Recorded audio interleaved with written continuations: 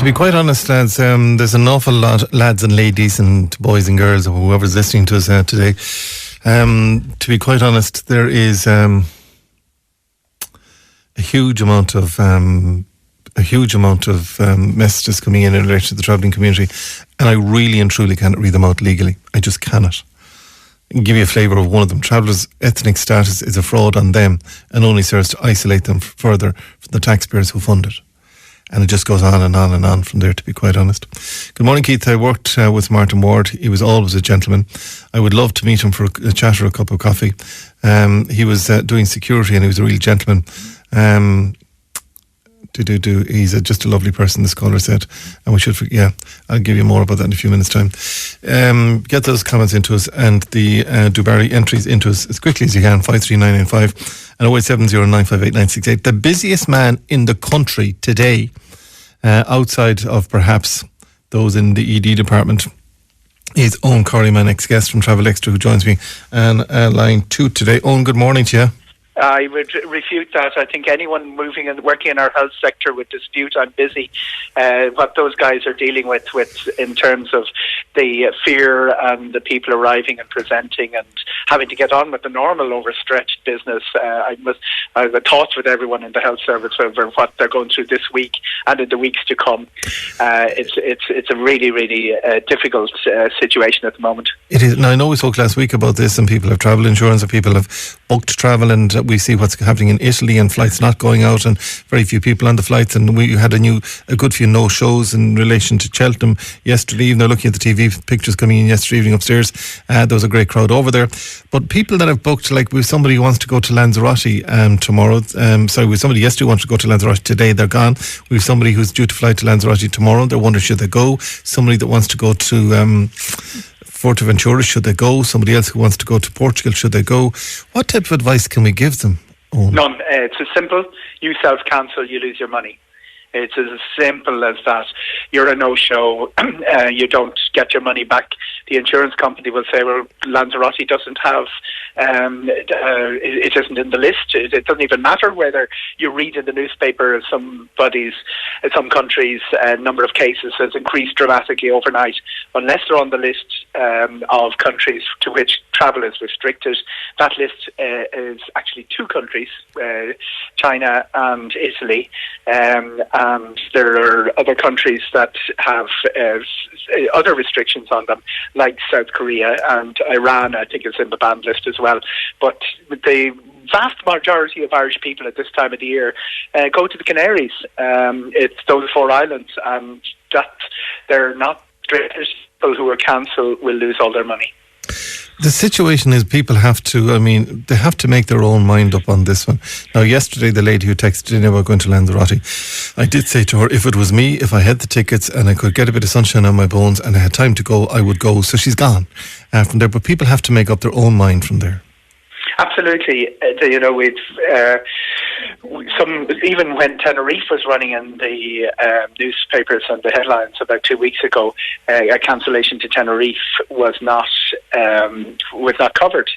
Not covered by insurance. The airlines. Now, what the airlines have done is implemented. 11 of the airlines flying out of Ireland now have change fees. So they do give you some restriction. It is time confined to a particular time. Some of them confine it to particular destinations. The likes of Emirates have a very open policy. Aer Lingus introduced a policy last Friday. It's quite a few restrictions on it. The airline that flies most people off the island is Ryanair. They don't have a change policy. Change policy means that you don't get charged for changing your date, but the conditions will differ from airline to airline. And the standard flight that, as I say, most people to the Canaries isn't covered by most of them. Can I just, somebody said I'm travelling to New York for Easter. Would you ask your contributor, would he travel if he had the opportunity to go?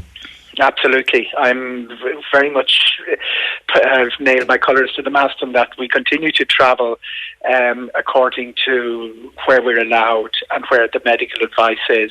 And the advice is do not travel to Italy and do not travel to China. Everywhere else is in play. I'm be travelling myself over the next 3 weeks quite incessantly. Some of the events have been cancelled, not because the flights have been cancelled, but because people are shying away from conferences. There's a gatherings ban in France, which caused one of the conferences I was due there. ITB in Berlin was cancelled, big trade fair. That tends to be what is impacting on a lot of the no-shows as well, because the people travelling for meetings is disproportionately higher at this time of the year than it would be in high summer when people are travelling from holiday. The answer is continue to travel transatlantic, because there are, even in Italy, there are 60 million people who don't have coronavirus. And what the point I would make is where European countries each are dealing with their own outbreak, they don't seem to be at a higher level than Ireland when you put it proportionate to population.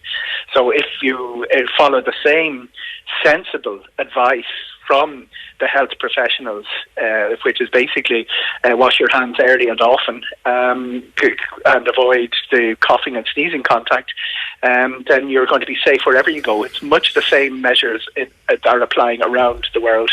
I'm due to travel on in not long travel, but over the Easter I have a job to do, and so for a few days I was going to travel. But I checked with the travel insurance company, so it's multi-trip with VHI. Gone on to a lovely girl, and they've all the information on the website. And the policy we have just it renews itself every August, so it's always there. But I rang her and said, look, I'm just bothered about what happens and if I travel and that. And then she said to me, well, if you do travel, Mr. Finnegan, I said, Keith, please. And she said, and if something happens and that you have to be held up in a hotel or if you have to be whatever, the policy covers all of that. And it'll cover repatriation when and if it's necessary. So again, if you just go into the policy that you have and see what you have, there's a lot within it as long as you have a policy. But they would cover if you had to stay in a hotel for an extra week or so, or had to be fed or food or drink or whatever. The policy covers all of that. Policy covers all of that. What it doesn't generally cover is the flight disruption. That's the inconvenience of a flight being moved forward or back. That's a very handy extra to have. It costs about €17 for onto an annual policy and about €10 onto an individual trip. There are excesses with some of the companies who run this. When you're particularly with low-cost airlines, you can find that the excess is higher than the airfare, but it is a handy extra in the current uncertain environment. Keith, I'm due to fly international next week as we have a family member with underlying issues health-wise. I'm seriously considering not to go. At the end of the day, health is more important than losing our fare, and the fear of bringing the virus back would ruin my holiday. But again, you could isolate yourself when you come back, or you can go and get tested when you come back. I think, without advising anyone with underlying health conditions, I'm not qualified to do that, I would say that your risks in travelling are very similar to those that you have living your life at home. So the restrictions that you have to impose are to take into consideration to protect somebody who's vulnerable in Ireland are not going to be that different from the ones when you're travelling. Airports are a particular problem as well. They could conceivably be hotbeds of infection, the handling of security trays, all of that sort of thing. I'd like to see the airports do more with sanitising, but that is an extra risk which cannot be discounted if you have someone who's vulnerable with an underlying health condition. And can you see this affecting, say, the airlines? I mean, if you take Aer Lingus and you take Ryanair, they've taken some flights off and they're reducing flights to other areas in Italy as well.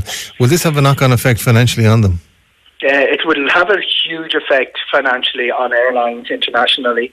It will have a huge effect on the Italian economy that tremendous lockdown that they're going through, which I would not have thought, Keith, would have been possible in a Western country. You can see China doing it and Iran doing it, but if anyone had told me that you could lock down a huge 60 million country with the third biggest economy in Europe, like Italy, I would have thought it would be quite difficult, if not impossible. So the recession out of it, that Italy is facing out of this could be quite severe. The international aviation industry is wobbling.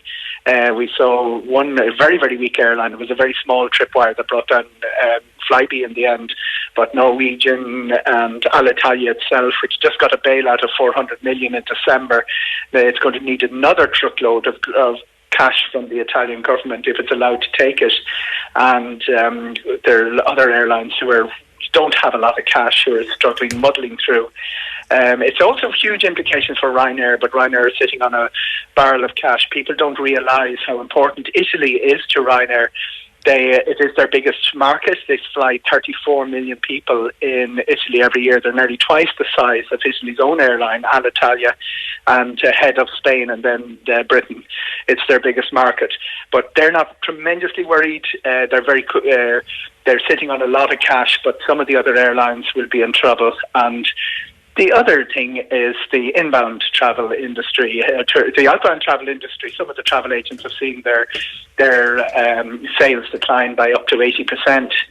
So there really is nobody going in booking holidays at the moment. So that will have implications in the towns and villages of Ireland. These are real jobs, real businesses. And inbound, a lot of heavy dependence on corporate this time of the year, and hotels, the length and breadth of the country, are seeing conferences cancelled, and our restaurants depend a lot on the corporate business at this time of the year. That's down by about 80%. So obviously second to the human problem and the human crisis facing coronavirus is the economic. But we could have a situation where measures are caused not by the virus itself, by the panic associated with it, and the economic recovery could be quite slow from that. Alitalia, isn't that owned by the government? Are those bailed up by the government, the Italian government?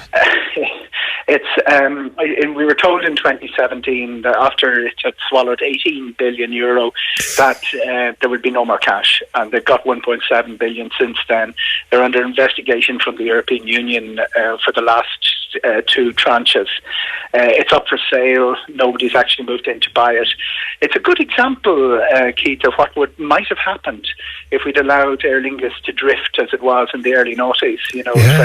There was that sort of secure knowledge that the government was always there to bail you out. I mean, when Aer Lingus in 2002 had 5 times the number of employees that Ryanair had, with 1/4 of the traffic, and that sort of was all straightened out. It took a lot of negotiating with unions and everything, but now it's a thriving, fit, healthy airline. That was never done with Alitalia, and its problems have just been compounded beyond measure almost by the coronavirus. I know it doesn't affect us in Ireland, but I mean the Boeing saga has hit Norwegian. Now this will hit Norwegian. Can they weather the storm, pardon the pun? They've lost 70. The shares have lost 70% of their value in the last 2 weeks. So they're 25% in one day. On Friday, there was a notice from they moved yesterday to lay off about 20% of the staff, and there was a notice last night to the Norwegian government saying that they were going to create a fund to help businesses hit by the coronavirus, with the important 2 words, including airlines. Their suggestion is, the background suggestion is that will not be in cash, because even though Norway isn't in the European Union, they follow the EU for air access throughout Europe. They follow the EU guidelines that no state aid can be allowed to airlines, but it could be in the deferral of taxes or something like that. But Norwegian staggering through, things have massively improved under new management over the last 10 months, and they did seem to be steadying the ship or stopping the cash flow. Get that. Putting a stopper in on that disappearing cash, which had caused them so many problems. Coronavirus came at a very bad time to them.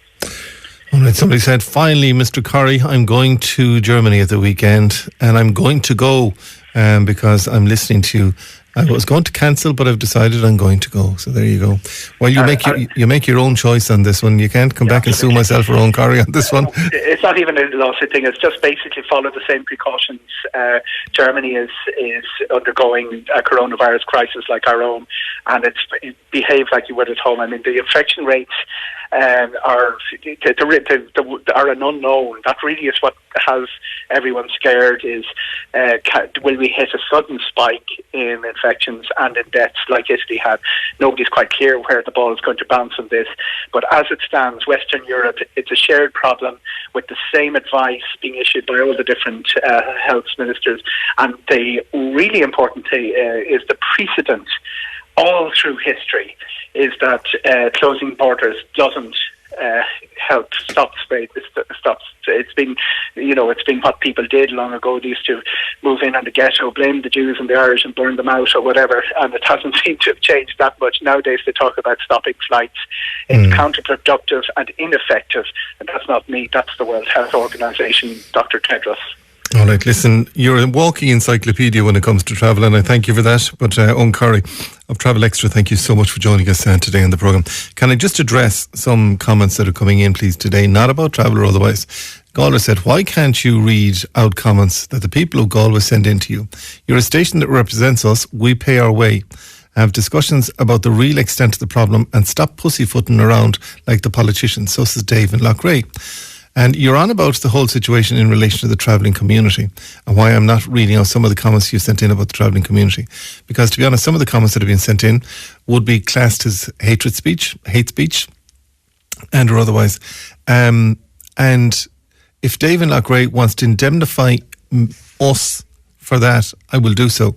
But I just find that it's not like being on social media where you can say what you want within reason, without repercussions. But certainly from a broadcast point of view, we've got a licence, we've got responsibility to staff, we've responsibility to our listeners, and we've responsibility to an awful lot of other people as well. But the situation is, some of the comments that have come in today, I cannot read, quite simply, whether you like it or you don't like it. Quick commercial break, we're going to Cheltenham next.